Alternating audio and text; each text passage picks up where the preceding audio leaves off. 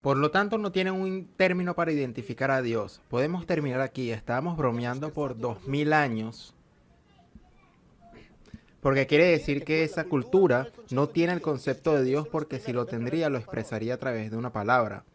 Y no está, no está, es evidente que no está. Entonces basta, tomemos un café y vámonos a casa.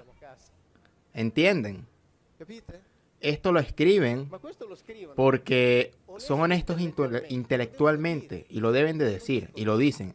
Ahora, si lo digo yo no cuenta, pero si lo dice el exégesis, sí cuenta.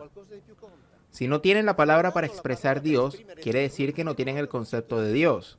Y quiere decir que la Biblia no habla de Dios. Porque no hay una palabra que denomina a Dios. Porque no existe aquí. Esto es evidente. El problema es que, en cambio, nosotros nos han hecho creer en las Biblias que tenemos en casa que Dios está continuamente presente. Dios ha hecho, Dios ha decidido, estableció, dijo, decidió. No, no, no, no. Esa palabra Dios no está. Y como la palabra Dios no está, quiere decir que no está el concepto de Dios. Cuando se habla de mundos espirituales, les leo que escribe: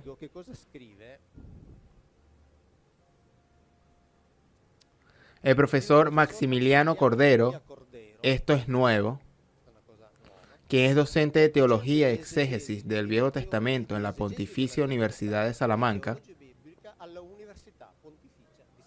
Escuchen bien, lo escribe un docente de la Universidad Pontificia. Un docente que percibe el estipendio del Vaticano en el Antiguo Testamento. Si quieren, después le voy a dar el nombre del libro, la página, etc. En el Antiguo Testamento, a duras penas, esto lo escribe en el capítulo dedicado a las promesas divinas. Lo saben, ¿no? Donde Dios promete que si somos buenos, después vamos al paraíso. En el Antiguo Testamento, a duras penas, se insinúa preocupaciones netamente espiritualistas.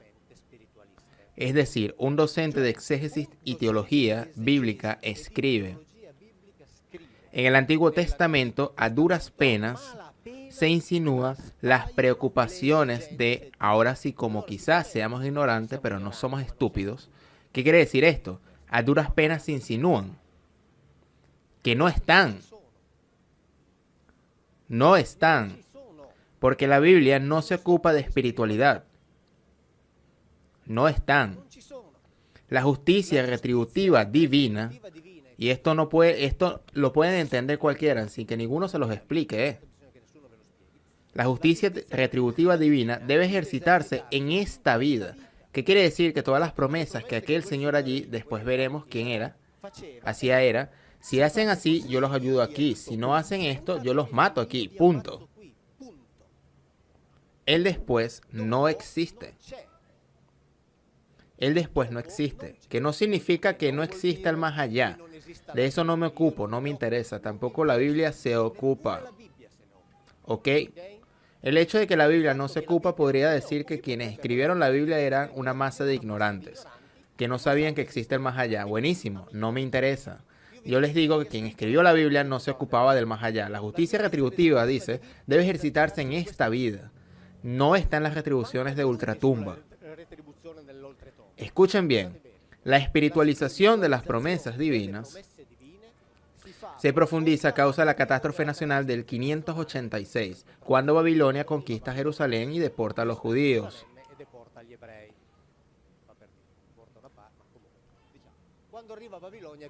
Entonces, después de aquel periodo, espíritus electos en sí mismas buscando una explicación espiritual a las antiguas promesas, de que de espirituales no tenían nada. Cuando vieron que las promesas de ese allí, Yahweh, no tenían posibilidad de ser realizadas, aquí comenzaron a elaborar la idea, encontrarían su realización en otra parte. Lo escriben los docentes pontificios. Lo escriben los docentes pontificios, no los ateos. La Biblia no se ocupa de espiritualidad. Lo empezaron a elaborarla cuando vieron que nada, más que renunciaron, empezaron a pensar. Quizás de esa manera puede ser. Es una elaboración deliberada. Claro está, que en la Biblia no está, no se encuentra. Les dije antes que no sabemos quién la escribió.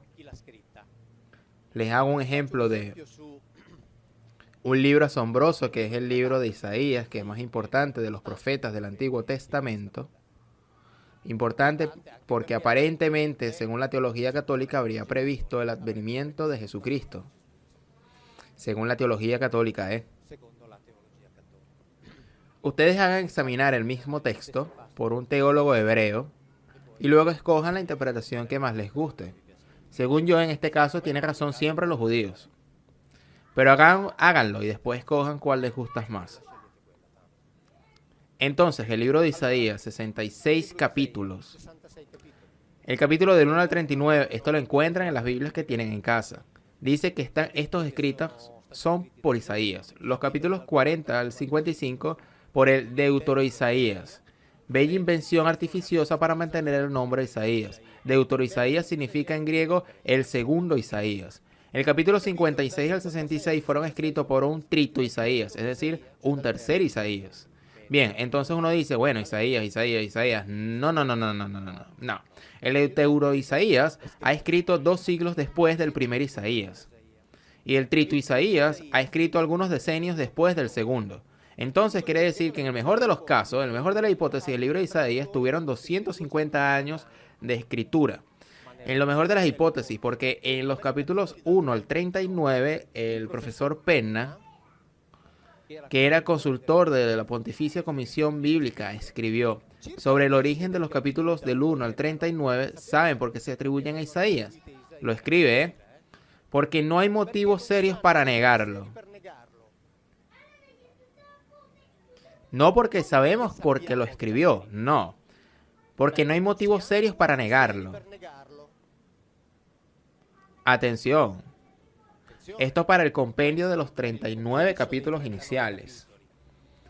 En cambio, los críticos son casi unánimes al decir que el capítulo 36 al 39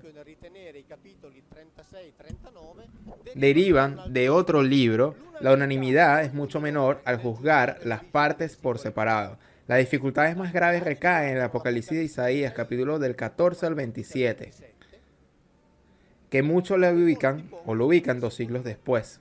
También hay otras dificultades en los capítulos 13 al 23 y sobre los capítulos 34 y 35.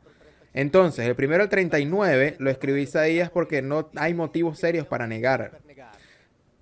Pero tenemos motivos serios del 14 al 27, del 13 al 22, al 3 y el 34 al 35.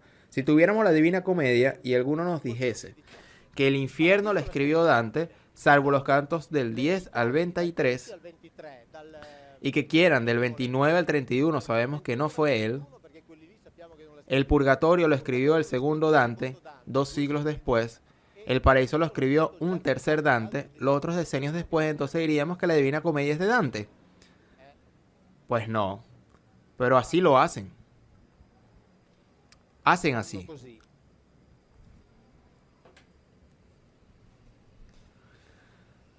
¿Qué trabajo hicieron los masoréticos? Aquellos que produjeron el códice que originó la Biblia que tenemos en casa, buscaron definir de una vez por todas los significados. Uno se pregunta, ¿qué quiere decir eso de definir los significados? Como la lengua semítica están escritas tan solo por vocales, porque las vocales no existen, solo por consonantes. Entonces todos los códices están escritos solo con los consonantes. Y mientras no reciban sonidos vocálicos, obviamente, entonces ellos metieron los sonidos vocales y lo hicieron entre el siglo IV y IX. No hace milenios, terminaron durante la época de Carlomagno, cuáles fueron los vocales del cual se leía originalmente, cómo fueron. Ninguna en el mundo lo sabe, ninguna en el mundo lo sabrá nunca. Nunca, nunca. Nosotros tenemos los sonidos vocales metidos por aquellos allí, que son los representantes de una tradición. Les dije que antes de esta de la tradición samaritana, que respecto a esta tiene 2000 variantes, está la tradición griega, la que tiene 70, entre otras. También está de los 70, Entonces, nosotros conocemos esas vocales de allí. Vocales tipo como estas. Aquí está escrito Teodolio. Si escribimos una E, digamos dos E, dos puntitos y dos puntitos, esto se vuelve Tevel.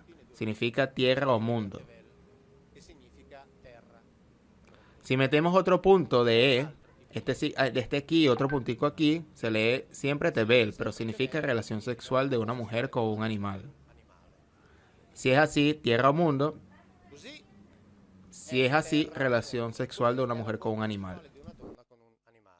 O la relación sexual entre suegro y nuera. Libro del Levítico. Esto está citado en un paso donde Yahweh, esto es Dios, dice: si sorprenden a una mujer copulando con un animal en el mismo lugar del hecho, maten a la mujer y al animal. Ok. Entonces este es el trabajo que hicieron los masoréticos, meter los puntos y rayitas, que son los sonidos, las vocales. Y haciendo este trabajo ellos buscaban establecer un punto firme. Ahora en adelante la Biblia no se toma o no se toca más. En realidad hay una parte de exégesis hebrea, gracias, que ahora, hoy, quitan estos sonidos vocales y metes otros, porque los pueden hacer. Ninguno se les puede impedir, pues como fueron vocalizados en un principio, ninguno lo sabe. Entonces son libres de hacerlo. Yo no lo hago porque si yo lo haría, se abre el cielo. Entonces yo traduzco exactamente lo que han vocalizado los masoréticos. Me dicen que esa es la Biblia verdadera, entonces veamos que está escrito en esa Biblia.